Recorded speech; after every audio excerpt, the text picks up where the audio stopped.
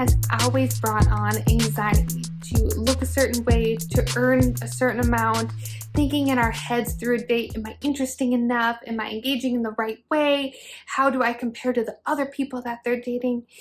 But dating in the current time with COVID adds a whole nother layer of the challenges that we can experience in connecting. So our anxiety may be up. Thoughts about, oh my gosh, I might be alone for forever, may be up. So I want to give you the opportunity to listen to two men who are talking completely raw about their experience and how they're currently dating. And I want you to remember, if you are in the dating world or you're in a relationship, that you want to be your authentic you. I think so many of us feel this pressure that I need to be who my partner wants me to be, but that is not a long-term game. We can't keep this up. Eventually, the relationship will fall apart. We are not able to last being in somebody else's shoes. We can't always put on this different mask or try to guess what our partner wants us to be. So my advice to you is on the first date or in your current relationship, really hone in on who you are, what your likes are, what you like to do. Really hone in on that and share them. If the person sitting across the table on your date doesn't like that, well, then you've really saved yourself a heartache. So now we're going to talk to our first guest, and he is going to tell you all about his experience in dating during the COVID times. Hey everyone, and welcome back to Melinda in Miami. Today we have what we like to call Melinda's side bag. So I'm going to be interviewing my guest here, Steven, and he's going to be talking to you all about dating during COVID. And if you've listened before, I interviewed another woman at the beginning of COVID. Well, from March now to September, let's see how dating during COVID has changed. Steven, single man here in Miami, tell me about your current dating practices. There are none. That's the thing. And so I've been asking my friends and actually friends who I know that are actually dating. I'm like, okay, what are you doing? Because I'm sort of a thoughtful guy, and the first thing I think about are logistics. What are the logistics? And so I've read think pieces. I've talked to people. Wait. So where are you reading? Where am I reading? Yeah, where are you finding this dating material to read? Modern Romance and New York Times has this a session. I've seen people talking about it too. I can't remember where I picked it up, but I think that the social media algorithms are all right, this dude's single, let's throw some stuff at him. And I've also talked to friends who are doing the online dating thing right now. I think what's funny is that I think before the pandemic I'd be totally open to online dating or doing anything like that. And then since the pandemic started, I'm like, the logistics are weird. I don't necessarily want to just be on there with everybody else who's stuck at home. So I'm not about it. So instead, I'm in this sort of weird stasis where I'm I'm not entirely sure what I want. Do I want to get in or do I want to get out? Tell me the parameters of online dating. Are we talking dating apps? Are we talking Zoom dates? Okay, what are you doing? Yeah, one of my friends, she's a girl, she's actually doing it right now. She's on Bumble. She's on all these different sites. And I was like, I would totally do that under normal circumstances because it's super easy, right? It's you meet somebody and then you don't spend a whole lot of time talking and then you can go out to a bar. And Miami is such a great and easy place to do this because there's so much stuff to do. And I should say, too, that we're lucky in that there's still a lot of things that you can do outside all these other things. But I don't want to do the Zoom dating. Why don't you want to do Zoom? So, for those of us who are knowledge workers who spend a lot of our time on Zoom, it can feel a lot like work. So I'm in a very, people-centric role where I'm always connecting people and it's all about information and relationship building. And I think that I've always found it more fun if through my normal daily life, maybe I'm at a yoga studio or something, you see somebody, you think they're attractive, or you're in a friends group, these people have been vetted before. So that was sort of my feeling about, dating apps before the pandemic to let's say that you do want to get physical. Here's my certificate of negative tests on, I've been, screened for, STIs, but hey, look, here's my negative COVID test too. Let's get together. And I think that, the pandemic places a lot of new and unique circumstances on pretty much every daily life and professional life. And for me, for whatever reason, like I've just decided like, man, I want to kind of like look at this one from the sidelines. What's it like? And they're like, well, it's kind of a shit show. I love how you bring up, hey, are you clear of STIs and COVID, right? So it's almost kind of like, are you clean and are you clean of COVID? Yeah. When I asked my Instagram viewers, how are they dating? One of the biggest ways that was coming up was the app Hinge. And I think this is like a really interesting app because if you know their tagline, it's all about the dating app that's meant to be deleted. So a lot of people during COVID are choosing this app. Well, it just makes me think, are people during COVID then like putting, hey, if it's more of a risk for me to go out to meet you, like that means I want something more serious with you. Where Tinder, we would reach out, hey, meet me at 2 a.m. and we kind of know what that meant. But it seems like people nowadays are possibly, if I'm going to leave, I am really invested in you. Like I maybe want something more serious.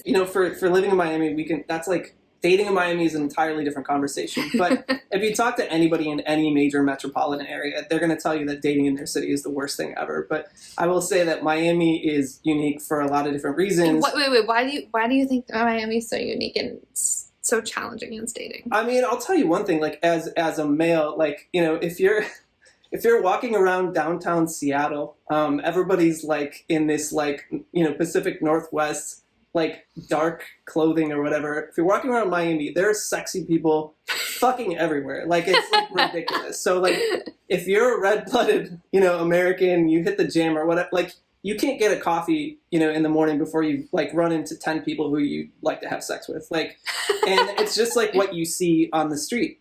So I wonder if Miami people are just hornier all the time. I mean, here's one person who can say that. And I've talked to actually a couple female friends who they've said as much as they're like, look, I had like this regular thing with this guy, but he's like talking about traveling internationally. It makes me feel very uncomfortable. And I don't know where he's been. And so like, we're kind of on a hiatus or whatever. I think that in a time of relative uncertainty, it's unsurprising that people would flock towards certainty. So I think that's one thing already. And then two, just again, like for myself, if you think about the logistics, I literally just don't want to mess with it. I don't like, unless it's somebody I would, trust or whatever. And even if this was for something casual, I think that would be a boundary that I would set, if not for myself, then for others, whether I think about wading into the dating pool right now. You mentioned so much of our lives have gone onto Zoom, and then sometimes we associate, I don't want to be on Zoom anymore. It's like work. So then it's very easy for us to associate dating with work. Did you ever do the Zoom online dating? Because when I did my first interview, that is how the women were meeting people. They had a lot of Zoom dates lined up. Is that something that you were doing or not as much? Whether it's Zoom fatigue or not, I think that what I'd much more like to do is I'm a very outdoor and active person, and I spend a lot of time in the water here in Miami. And it takes, by the way, a special kind of person who's willing to put up with water sports. It may sound like something really easy, but it's actually not. And so I think I'd be much more open to, like, I'd rather have a paddleboard session. I'd rather go to the beach and socially distance. I'd rather go to the park. I'd rather, I don't know, you can scuba dive. Like, literally, I'd rather do things, you can't talk, and the people that I've talked to, the feedback that I've gotten is they're just like, wow, that was really fucking awkward. We both had our glasses. So I haven't had anybody, but I'm agnostic. Like I haven't had anybody, say anything really positive, but I guarantee it's working for some people. It's just, I can't explain fully why it's not something I want to do.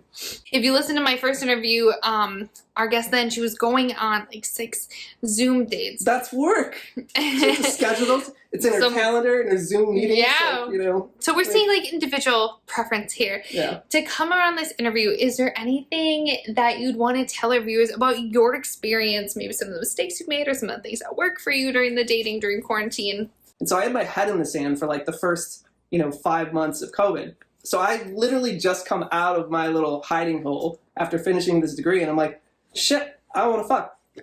Now what? Because I had hoped, like in listening to all these horror stories about, the pandemic and dating, all these other things, I was like, well, you know what? Surely we're going to have our act together. And like, later this summer, like maybe we'll get a handle of it, and we're just not there. And now that I'm like have a little bit more free time and I'm staring down the gauntlet of, having free time and being single, that's when I'm now starting to talk to my friends a little bit more seriously about like, hey, can you share some intel? Like, how are you going about this? And the thing that I'm encouraged about is that, first of all, everybody's pretty honest. They're like, I don't know. We always talk about like destigmatizing just about anything. The more times you hear somebody talking about a process, the less afraid you are. Well, keep us posted on your tips. Thank you so much for being so raw and open. And thank you, listeners, for tuning in. Check us out on the podcast every week, a new episode of Melinda in Miami. Stay safe, everybody. Now it's time for us to talk to our second guest and how he is dating in the LGBT community. So thank you so much, Alex, for coming on the show today, introducing you to our audience. You're a third-year med student, and you were dating in Chicago. Now you currently live in Detroit. So I want to jump right in and hear your perspective on being a gay male in Chicago and Detroit and the dating world. So the dating world, I guess, in the LGBT community is a little bit different. In a couple ways, just because, people tend to say the LGBT community, specifically gay males, tend to be a little more promiscuous, which I wouldn't necessarily agree with. I would say that it's a little more prevalent and a little more outspoken when people are on the more promiscuous side. However, I wouldn't say that that is a 100% accurate representation, because I have many friends who also really prefer long-term monogamous relationships and really do want to settle down with one partner. However, there is also that strong, outspoken polyamorous or community that really isn't interested in relationship and really just is interested in that hookup culture, which is perfectly acceptable. I just think it being more vocal, it tends to be more like the spotlight's more on it rather than like, the stereotypical heterosexual community where everyone is just like, oh, I want that white picket fence. I want 2.1 children. I want one girl, one boy, 2 years apart. Like where, society is kind of laid out what it is to be in a relationship where, there really are no set standards when it comes to the gay community. Interesting. So how do people kind of lay that out? Because you're saying some people are going to monogamy, some people are going to open. Is this a conversation that you would have in the dating process? So for me personally, when I started out, like when I first came out, it was really challenging. I definitely, like most people when they first come out, tend to be a little more on the promiscuous side, sleep around, kind of like get all that pent up sexual frustration and that closet you out into the real world. So you kind of feel like you were lacking for quite some time. So it just kind of all rushes out at once. I wouldn't say that's necessarily healthy, but I'd say it's, something I've seen with myself and with a bunch of my friends when we first came out. But the longer that I've been in the dating pool, the more I've been upfront with people on what it is that I want. And if, do our goals align? And, if they're really only interested in a hookup, if that's something I'm looking for at the time, great. Usually not so much, especially more recently. And I think, just like, in the hetero community, getting consent, I think it's important to consent to a relationship and what that relationship should mean for each of you. It's such a good point. You're right. So how would that conversation go? Like that consent, what would it look like? What would people say? Because consent has become much more vocal and upfront. So what did that look like for your experience? So for me, it's definitely something I even started doing in the last 2 years. Just for quick reference, I've been out and in the dating pool for about 7 or 8 years now.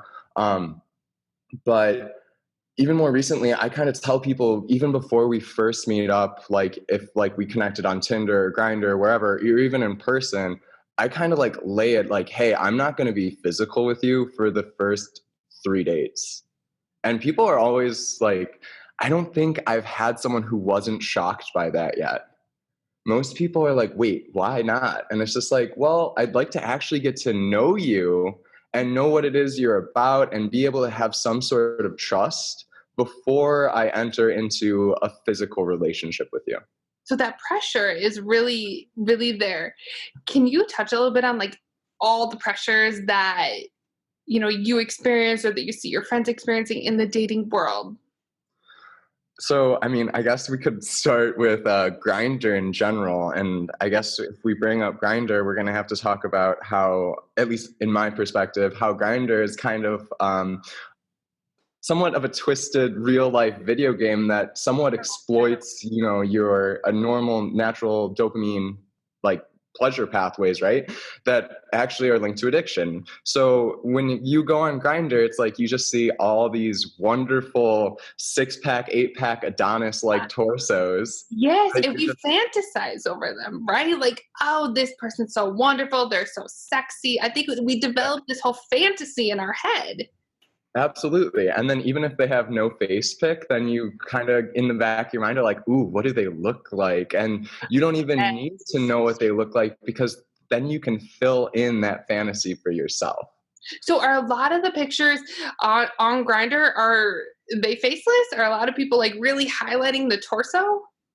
I mean, I'd say And all like those it depends on the city. So like currently in Detroit, a lot of more people highlight their face. And, you know, I think that's probably better, especially so like, you know, you can look at them more as a person instead of as an object, right?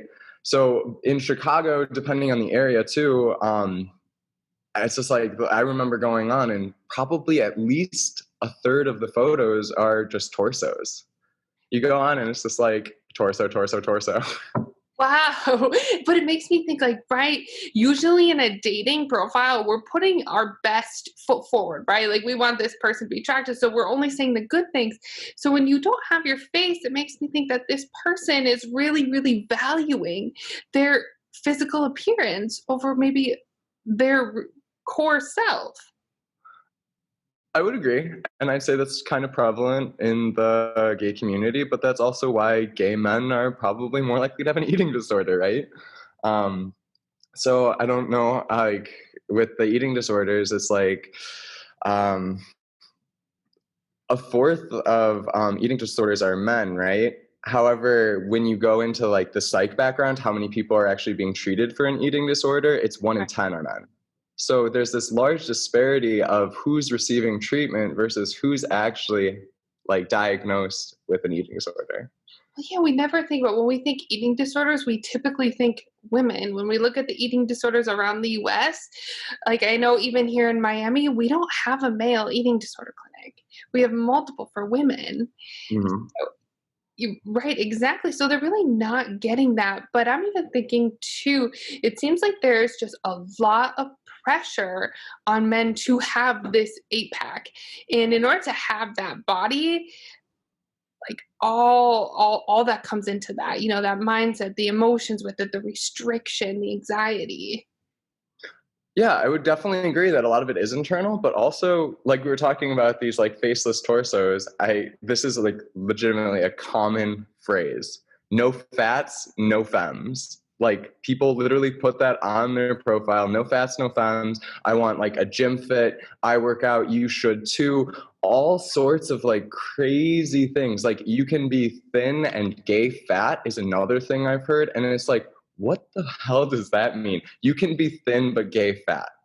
And what is that? What does that even mean? Exactly. And it's like people don't even know what this means. No one has any standardization, but you know, the mind is a kind of a dangerous place where it's like if it's left alone for too long, it will kind of self-destruct, right? Mm-hmm. So I think so many people think, you know, they hear these things and think, oh my God, am I gay fat?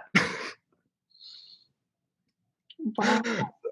So this is like one of the extreme pressures that you're seeing in your experience, but also the people around you. Is this something that was more in Chicago, more in Detroit?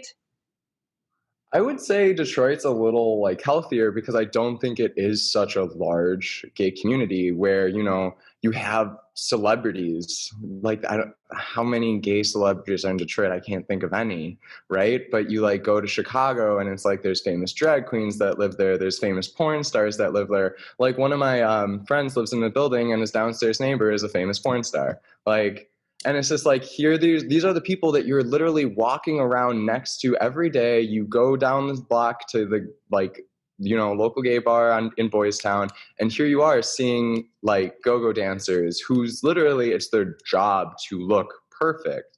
And here you are, you know, you're working your 60-hour-a-day sedentary job, and it's like even if you were to go home and work out to exhaustion for 2 hours every night, it's like the likelihood that you're going to be able to get that body is pretty slim.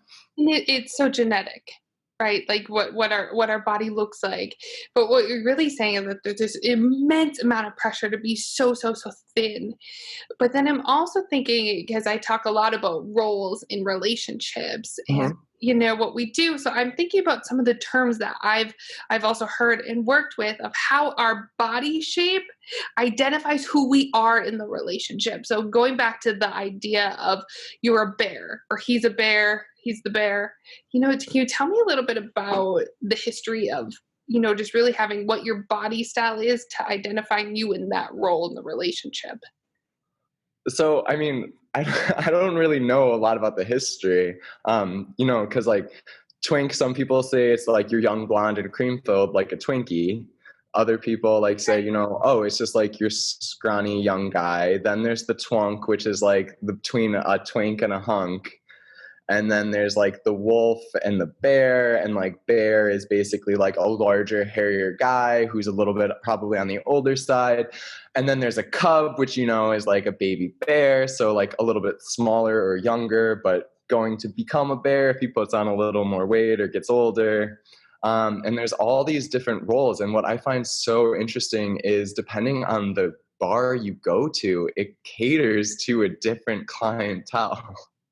So you can like literally, there's a couple bars in Chicago where it's like, oh yeah, that's the bear bar. Like everyone knows, oh yeah, that's where all the bears hang out. Or like, oh yeah, that's the like twink bar that like takes fake IDs. So like you're gonna find people who are under 21 at that bar.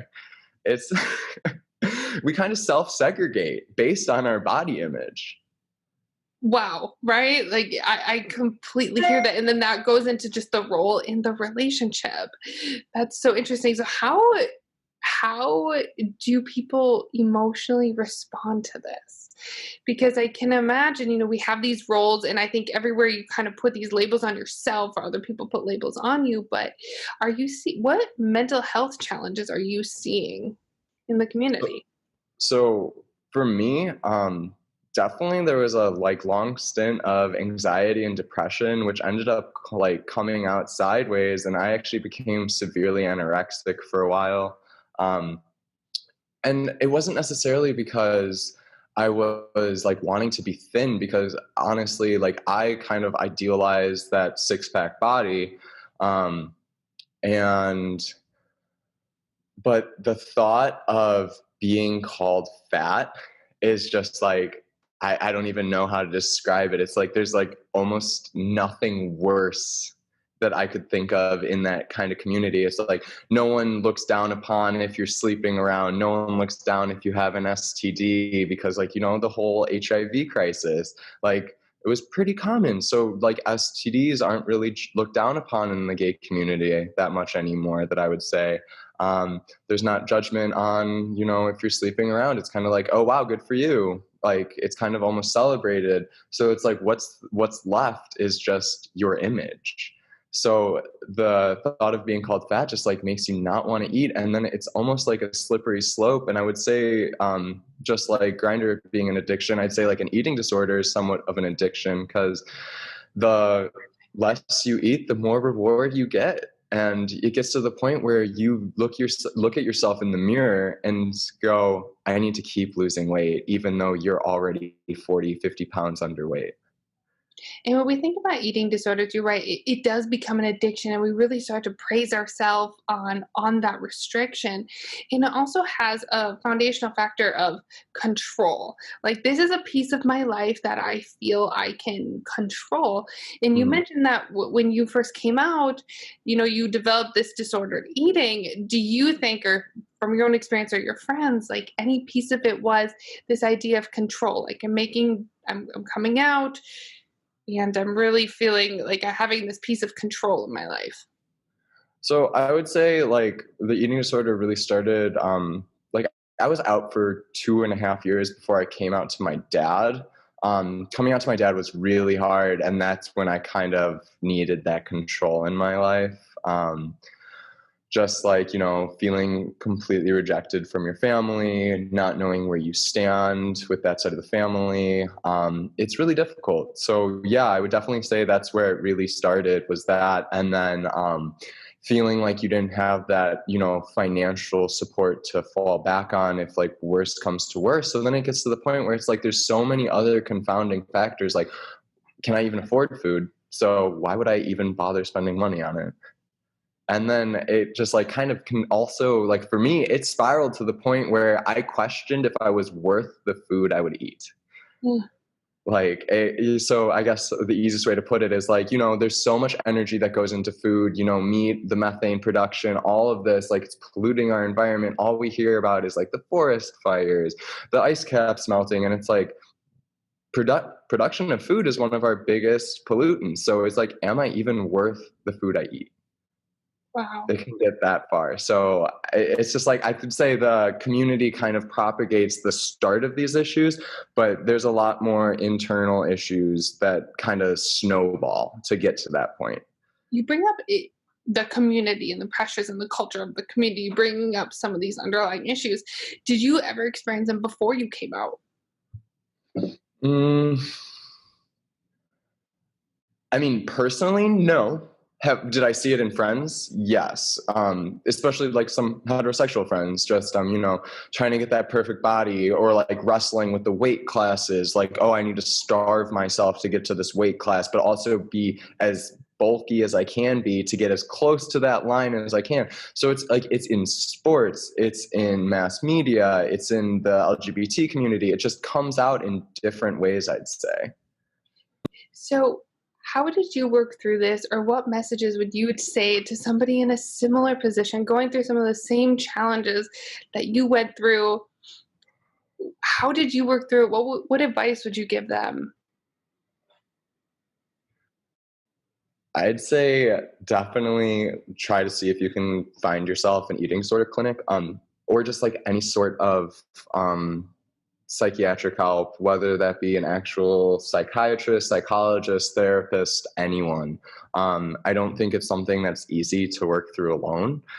Um, for me, I'd also recommend like finding a psych is kind of like dating sometimes. Like certain psychs really vibe with you, others don't. For me, I kind of struggled because some of the psychs I would see like were like, oh, your whole eating disorder is solely based on you being gay. And I'm like, there's so many other things that they refuse to look at because they saw me as gay. So there's even that distrust in medicine. And like I said, it's kind of like dating. You need to just keep going to a different psych until you find the one that works for you. But the problem with that is it's also extremely expensive, $250 for a single appointment with a psych, and then you need to go through a couple to find one that helps you. So You're right. And it is a little bit like dating. And I feel that with my clients too, because to find the right person and to actually make some of those real strides that you're looking for, it's finding somebody that you jive with. And we right. don't always get that. And I think some people get really discouraged, whether it's financial based or like, hey, it's really vulnerable telling my story to somebody and kind of getting a response like, oh, it's because you're gay. Well, Yeah. it, there are many parts to me, right? Yeah. I'm not defined by one thing. So I really like how you bring that up.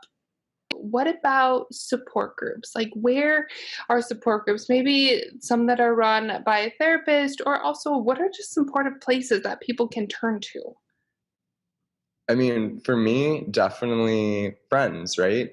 Um, people who truly know you, who care about you, who aren't going to judge you. And that can sometimes be hard to find. But, you know, when you find a true friend, even if they are, you know, a couple 100 miles away, like we have telephones now, we can give someone a call. I think talking to people and being honest with yourself, I think would be one of the most important things. For me, I refused to acknowledge that I had an eating disorder, even though I'm 5'11" and used to weigh 119 pounds. Like, this is not supposed to be your weight, right? So, but the fact that you know, reflecting within and knowing when to ask for help, or even if you can see the problem before it starts, and working through those issues before they spiral out of control. And what do you think about like dating during this process? So when we're having a lot of these internal issues, sometimes we throw ourselves into sex or relationships or anything external that can make us feel better about ourselves, right? Like make us feel less anxious on the inside. What do you think? Right. I mean, this is where personally, when I'm having issues like that, I take myself, like, I delete all my social media. I used to stay away from it just because seeing those images and, you know, the thought of dating is just so challenging because it's like I wasn't comfortable in my own skin. So why would I, you know, subject other people to that? I like to say I have dying dog syndrome, you know, like when your dog is dying, it kind of crawls under the porch and gets really angry and doesn't want anyone to be around it. I know, like, but you said though, people tend to throw themselves at others. I'd say that kind of is more like a Band-Aid, right? You know, you're just like putting something on a bleeding wound and it's like, okay, I'm not going to see the blood coming out, but it's still coming. And it's just like, you're going to have to mop it up at some point. So you might as well start sooner rather than later. You're right. And I love how you kind of say taking ourselves away from the social media, whether it's Grindr, whether it's Facebook, Instagram, because we really do fantasize about what the person on the other side is doing. And we always like humanistically start to compare. And whenever we compare, we always put ourselves beneath. And that is not helpful or motivating for really getting back into who we are. So pushing some of these external pressures away and focusing on who am I at my core self and what are all the different parts that make me. And I think that starts with just asking yourself questions and trying different experiences, like developing different hobbies and doing different things that maybe you wouldn't do, and just exploring your internal self is really important. It's really important. And when you find these hobbies too and things that you enjoy, you're going to meet friends along the way. You're going to meet people who have similar experiences, or even better, people who have different experiences that will push you, who will push you to grow and become the best version of yourself that you can possibly be. Well, thank you so much today for being so raw and open about yourself, Alex. I think is amazing. I think every time we're super raw and open, we grow as a person. Like it really shows and highlights our strength. So I thank you so much. And for all the information that you've shared today, and, you know, some of the places that people, if they're experiencing your same challenge, you know, where they can turn to, some of the things that they can do to work through this time. You know, it is temporary, and there are things we can do to take ourselves out of those painful emotions. Yeah, thank you for the opportunity. I appreciate it. Thank you. So both of my guests talk about the complexities of dating through a dating app. And I am all for meeting people on a dating app, but sometimes we don't get the full picture of that person. And like I said before, we can begin to fantasize. We hear one of our guests really saying how dating over an app, trying to date on Zoom is really stressful for him, and he would just rather give up and go do something else. So this is where, how do we date safely? Well, dating safely during the COVID times would mean wearing the mask, keeping your social distance, and, you know, getting to know somebody from afar. There's a lot to be said for social distance dating. All the pressure of, is somebody going to kiss me, or do I have to go home with them? They're gone. So now you can have this social distance date, and it's all based on communication. This is where you really get to know somebody. Thank you all for tuning in to Melinda in Miami. And like always, I love to hear from my viewers. So please send me all your sexy questions. You can DM me on Instagram at therapywithmelinda, or go to my website, insight-miami.com, and fill out my form. You can get all the links in the bio below. And stay tuned for next Monday. We'll have a new episode. Until then, go out and have great sex.